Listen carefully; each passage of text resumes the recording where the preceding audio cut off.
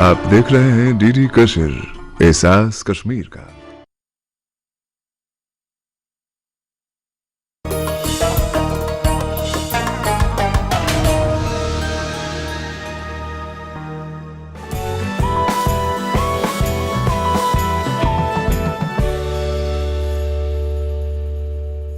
आदाब। Income, savings, investment और digital economy पर बेस्ट खास प्रोग्राम लेकर हाजिर हूं मैं सूर्यकांत शर्मा। शेयर बाजार एक ऐसा बाजार है जहां कंपनियों के शेयर खरीदे और बेचे जा सकते हैं। किसी भी दूसरे बाजार की तरह शेयर बाजार में भी खरीदने और बेचने वाले एक दूसरे से मिलते हैं और मोल भाव करके सौदे पक्के करते हैं। पहले शेयरों की खरीद बिक्री वर्ड ऑफ माउथ से भी होती थी और खरीदने वाले मुंह जवानी ही सौदे किया करते थे, लेकिन अब ये सारा लेन देन स्टॉक एक्सचेंज के नेटवर्क से जुड़े कंप्यूटरों के जरिए होता है और इंटरनेट पर आज सबकी पहुंच है। सवाल ये है कि कोविड-19 की वजह से आज के बदले हुए माहौल में शेयर बाजार हमारी इनकम, सेविंग्स और इन्वेस्टमेंट के लिए कितना सूटेबल है। इसी पर बात करने के लिए हमारे साथ स्टूडियो में मौजूद हैं दो खास मेहमान। हमारे साथ हैं चार्टर्ड अकाउंटेंट विमल जैन और शेयर बाजार एक्सपर्ट डॉक्टर रवि सिंह। हम आप दोनों का अपने स्टूडियो में वेलकम करते हैं। जैन साहब, हमारे देश की इकोनॉमी के ग्रोथ का रास्ता क्या शेयर मार्केट के बीच में से होकर गुजरता है? आप इसे कैसे समझाएंगे? आपने पूछा मुझसे क्या देश की ग्रोथ का रास्ता शेयर मार्केट के जरिए जाता है क्या? बिल्कुल जाता है, डेफिनेटली जाता है। आप सोचिए, जब आप शेयर मार्केट की बात कर रहे होते हैं तो हम उसमें लार्ज कैप कंपनीज को देखते हैं जो निफ्टी इंडेक्स का पार्ट होता है। मीडियम कैप कंपनीज भी होती हैं, स्मॉल कैप कंपनीज भी होती हैं। अब जब उन कंपनीज में इन्वेस्टमेंट आता है, इन्वेस्टमेंट किस ग्राउंड पे आता है? आपकी देश की इकोनॉमिक पॉलिसी क्या है, टैक्सेशन पॉलिसीज क्या है, रूल्स एंड रेगुलेशन कैसे गवर्न हो रहे होते हैं, इन्वेस्टमेंट को कैसे गवर्नमेंट प्रमोट कर रही होती है, क्या टैक्सेशन स्टिमुलस दे रही होती है। अभी जैसे गवर्नमेंट ने 20 लाख करोड़ का स्टिमुलस पैकेज ग्रोथ इकोनॉमी को देने के लिए अनाउंस्ड किया। अब इस तरह की सारी सिचुएशन जब आप देखते हैं तो जो फॉरेन इन्वेस्टर्स है या इवन विद इन इंडिया जो इन्वेस्टर है वो अपना पैसा लाके उन कंपनीज में लगाते हैं। जब कंपनीज में लगाते हैं तो कंपनी नया ग्रोथ या तो अपने एग्जिस्टिंग बिजनेस को बढ़ाएगी या नए बिजनेस को डेवलप करेगी। तो एग्जिस्टिंग बिजनेस को बढ़ाए या नया बिजनेस ग्रोथ करे, वो दोनों आपके देश की इकोनॉमी को ग्रो करता है, स्ट्रॉन्ग करता है, स्ट्रेंथ देता है।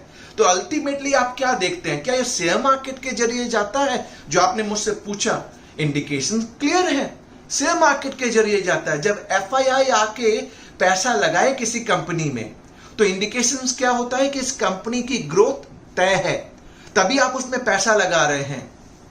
देखिए, आपको 2-3 एग्जाम्पल दूं, आप बहुत अच्छी तरह से समझ जाएंगे। वॉरेन बफेट, उनने शेयर मार्केट से ही पैसा कमाया।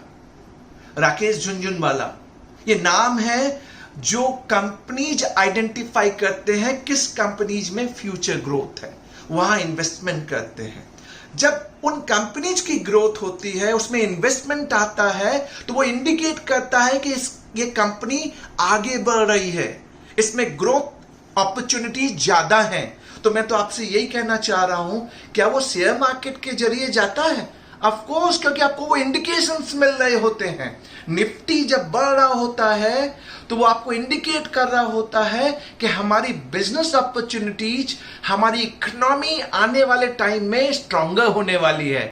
रवि सिंह जी, आपसे जानना चाहेंगे कि शेयर बाजार में इन्वेस्ट करते वक्त कौन कौन सी प्रिकॉशंस लेना जरूरी है?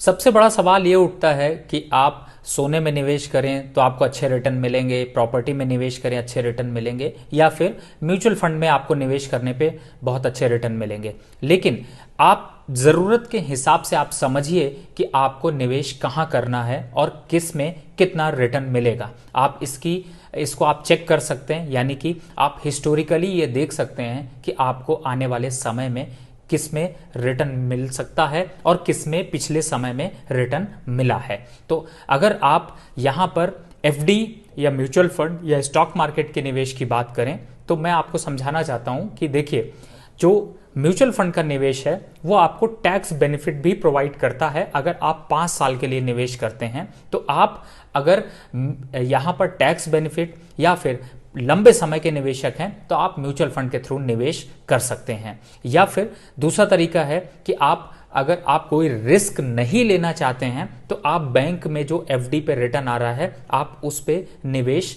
कर सकते हैं, यानी कि आपको जो इस समय निवेश के हिसाब से 5-5.5% का रिटर्न मिल रहा है एफडी पे, वो आप यहाँ पर गेन कर सकते हैं। या फिर आप शेयर मार्केट में किसी भी कंपनी के शेयर को डायरेक्टली परचेस करके आप निवेश कर सकते हैं। जैन साहब, आप बहुत अच्छी चीज़ें हमें बता रहे हैं, हमारे नाजरीन के लिए बता रहे हैं। मैं आगे जानना चाहूँगा कि एक्सचेंज ट्रेडेड मार्केट किसे कहते हैं और आप इसे कैसे आम आदमी के नज़रिए से समझाएंगे?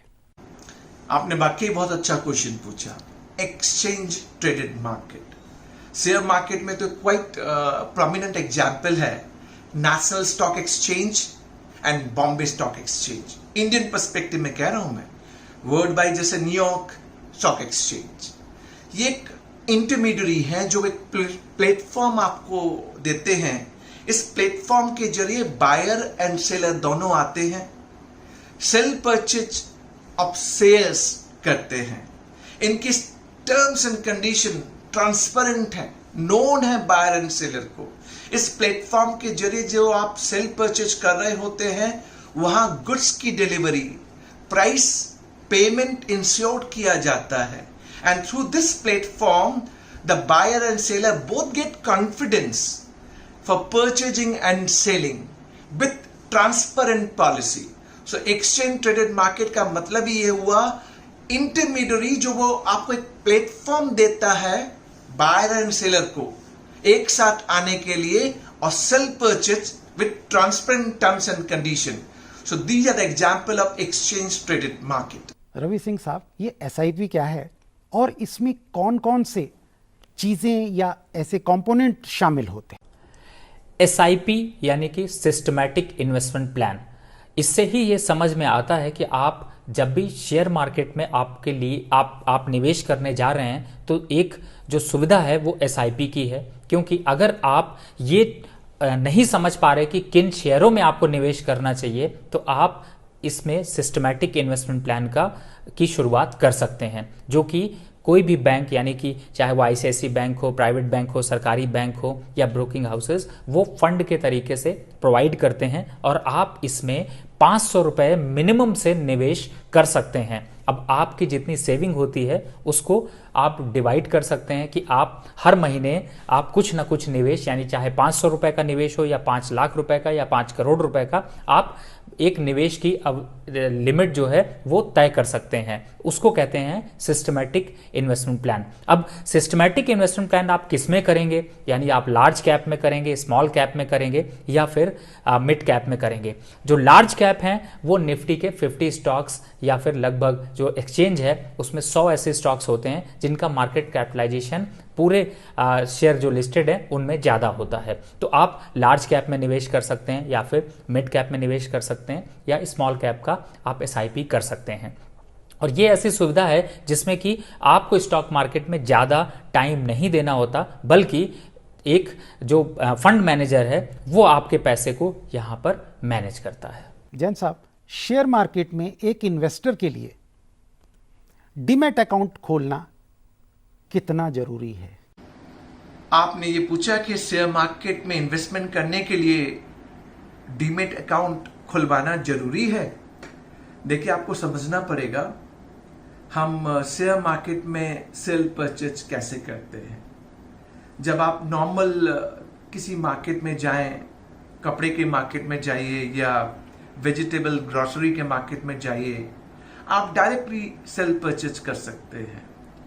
बट शेयर में इन्वेस्टमेंट करने के लिए यह जरूरी है कि आपको अपना एक डीमैट अकाउंट और ट्रेडिंग अकाउंट खुलवाना पड़ेगा। ट्रेडिंग अकाउंट के जरिए आप सेल परचेज करेंगे और जो आप सेल परचेज करेंगे आपने जैसे परचेज किया तो वो शेयर्स आपके डीमेट अकाउंट में जाके क्रेडिट हो जाएगा, और सेल किया तो वो आपके डीमेट अकाउंट से जाके डेबिट हो जाएगा, लाइक बैंक अकाउंट।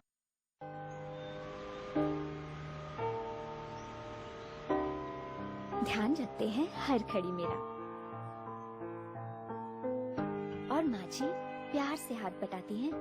अगर हर कोई रखता है मेरा इतना ख्याल, तो मैं क्यों न रखूं अपना ध्यान।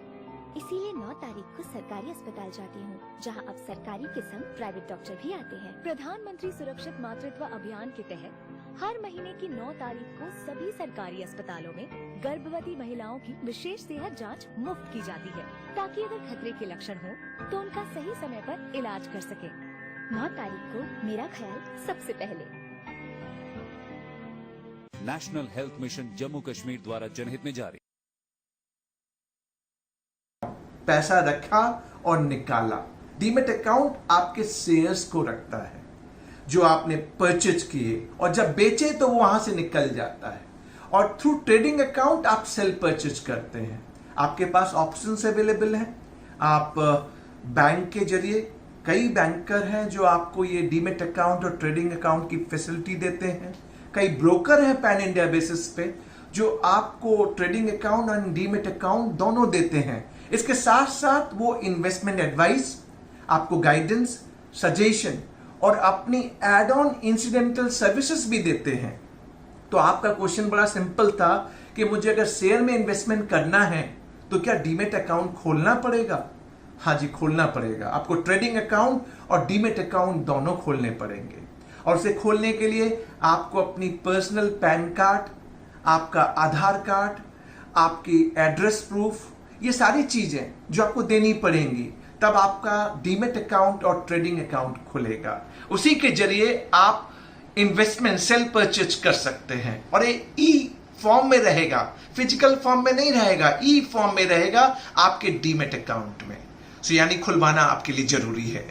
रवि सिंह साहब, हम आपसे जानना चाहेंगे कि एसआईपी और म्यूचुअल फंड में डिफरेंस क्या है। अब समझते हैं कि सिस्टमैटिक इन्वेस्टमेंट प्लान और म्यूचुअल फंड में क्या डिफरेंस है।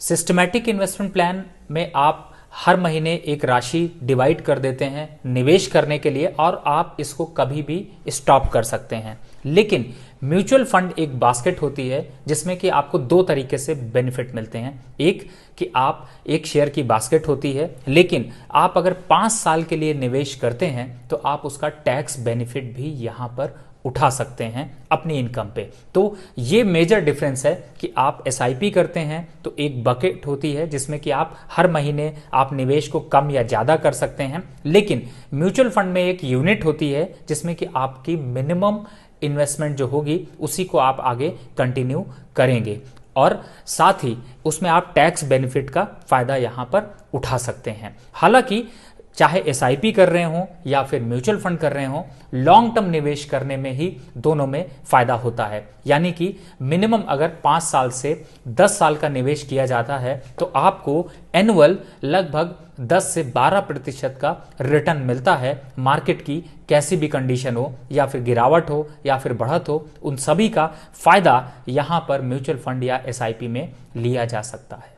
जैन साहब, हाल ही में सरकार ने इन्वेस्टर को अवेयर, एजुकेट और प्रोटेक्ट करने के लिए एक रेगुलेटरी अथॉरिटी बनाई जिसे हम IEPFA के नाम से जानते हैं।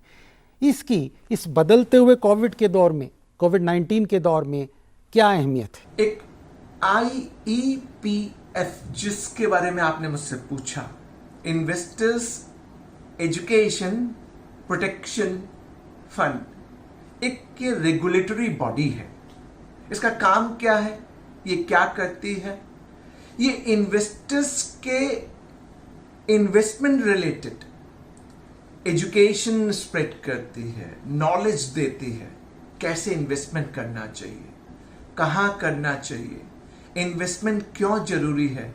इस बॉडी का काम ही यह है इन्वेस्टमेंट रिलेटेड एजुकेशन मास लोगों को बताए, इन्वेस्टमेंट के फायदे बताए, एंड फिर उसे प्रोटेक्ट करना, इन्वेस्टर का पैसा उसे प्रोटेक्ट करना। कई बार ऐसा होता है कि डिविडेंड डिक्लेयर्ड हुआ और आपके अकाउंट पे नहीं आया और आपको मालूम भी नहीं है, सो वो पैसा पड़ा हुआ है।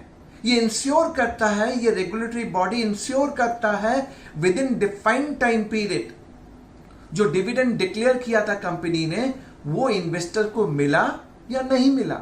कई बार आपके शेयर्स डीलिस्ट हो जाते हैं और उसकी इंफॉर्मेशन नहीं मिल पाती, तो ये रेगुलेटरी बॉडी आपको इंश्योर करती है कि कंपनियां आपको प्रायर इंफॉर्मेशन दें डीलिस्टिंग होने से पहले, जिससे आपका फंड प्रोटेक्टेड रहे। सो इस बॉडी का काम यह है आपको इन्वेस्टमेंट रिलेटेड एजुकेशन और इन्वेस्टमेंट को प्रोटेक्ट कैसे किया जाए, आपको वो गाइडेंस भी देते हैं, गाइडलाइंस भी प्रोवाइड करते हैं कि आप जब ट्रेडिंग अकाउंट खुलवाते हैं या डीमेट अकाउंट खुलवाते हैं, जिस ब्रोकर के साथ हैं या जिस बैंक के साथ हैं, नॉर्म्स क्या हैं। कहीं ऐसा ना हो कि कोई ब्रोकर या इंटरमीडियरी आपको ब्लफ कर जाए। सो ये सारी चीजें, इस रेगुलेटरी बॉडी का काम ही ये है कि आपको इन्वेस्टमेंट रिलेटेड एजुकेशन देना और आपके इन्वेस्टमेंट को प्रोटेक्ट करना। रवि सिंह साहब, शेयर बाजार में स्ट्रेटेजिक इन्वेस्टमेंट प्लानिंग क्या है? कैसे जब हम करते हैं तो इसमें क्या करें और क्या ना करें? जब आप निवेश की रणनीति या फिर स्टॉक मार्केट को समझने लगें, उसके बाद आपको यह समझ में आना जरूरी है कि आपको निवेश कहां पर करना चाहिए।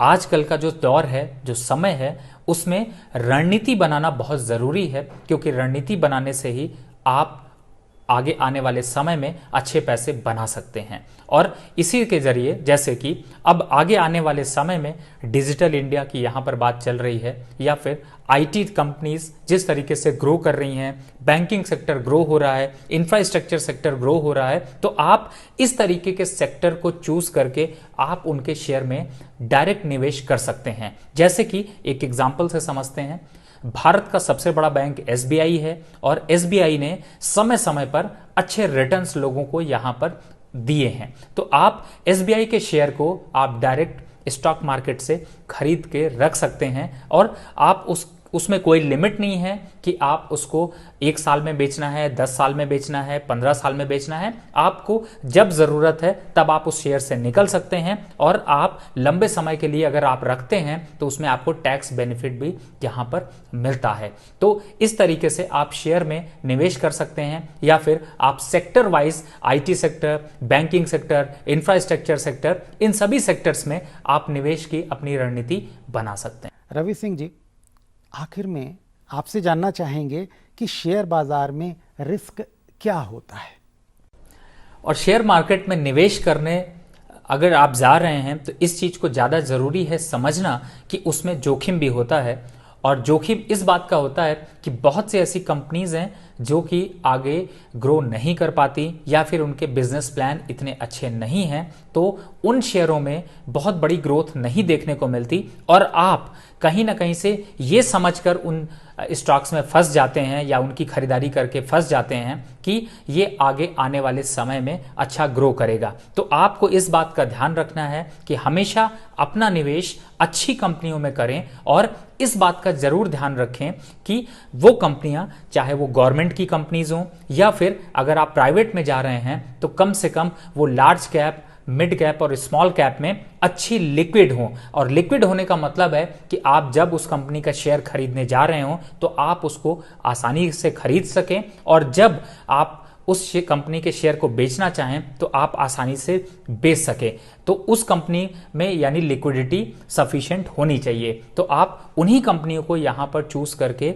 निवेश करें। किसी छोटी मोटी कंपनी में निवेश करने से हमेशा बचना चाहिए। रवि सिंह साहब, आज के इस दौर में शेयर बाजार में इन्वेस्टमेंट करने वाले के लिए आप कंक्लूडिंग रिमार्क्स में क्या कहना चाहेंगे? शेयर मार्केट जिस तरीके से आप अब समझ चुके हैं कि यहाँ पर आपको अच्छा रिटर्न मिलता है, और आप ऐसा होता भी है कि आपको दूसरे एसेट क्लास से काफ़ी ज़्यादा रिटर्न भी मिलते हैं। तो इस बात का ज़रूर ध्यान रखें कि समय समय पर जब भी आपको अच्छा मुनाफा या फिर जो इकोनॉमी है या जिस तरीके से इन्फ्लेशन है उससे ज़्यादा आपको रिटर्न अगर मिल रहे हैं तो उन स्टॉक्स में एक बार मुनाफा वसूली जरूर करनी चाहिए और समय समय पर अपने इन्वेस्टमेंट को बदलते रहना चाहिए। यानी कि अगर आपने किसी में निवेश किया और आपका टारगेट फिक्स है कि आपको इसमें 20% का रिटर्न मिल रहा है, तो आप उस शेयर से निकलकर दूसरे सेगमेंट में यानी दूसरे सेक्टर में जा सकते हैं और वहां पर निवेश की फिर से रणनीति बना सकते हैं। तो अगर समय समय पर आप इस तरीके के बदलाव करते हैं तो आप शेयर मार्केट से अच्छे पैसे बना सकते हैं और जो यहां पर चाहे वो सोने में निवेश हो, रियल एस्टेट में निवेश हो या फिर अदर जो एफडी में निवेश है, उनसे कहीं ज़्यादा रिटर्न बना सकते हैं। लेकिन ये ज़रूर ध्यान रखें कि सावधानी आपको बरतनी है। बिना सावधानी के अगर आप निवेश करेंगे तो आपके निवेश पे आपको नुकसान भी हो सकता है। जैन साहब, आप पेशे से चार्टर्ड अकाउंटेंट हैं, आप लोगों से व्यवहारिक चीज़ों से दो चार होते हैं, आपको एक लंबा अनुभव है, व्यवहारिक अनुभव है, तो कंक्लूडिंग रिमार्क्स में आप क्या मैसेज देना चाहेंगे इन्वेस्टर के लिए कि वो स्टॉक मार्केट में कैसे आगे बढ़े? आज दाग के साथ कीटाणु हटाना भी जरूरी है। नया फेना जर्म क्लीन जो सिर्फ दाग नहीं हटाए 99% तक कीटाणु भी, ये लैब से प्रमाणित है, इसलिए फेना ही लेना।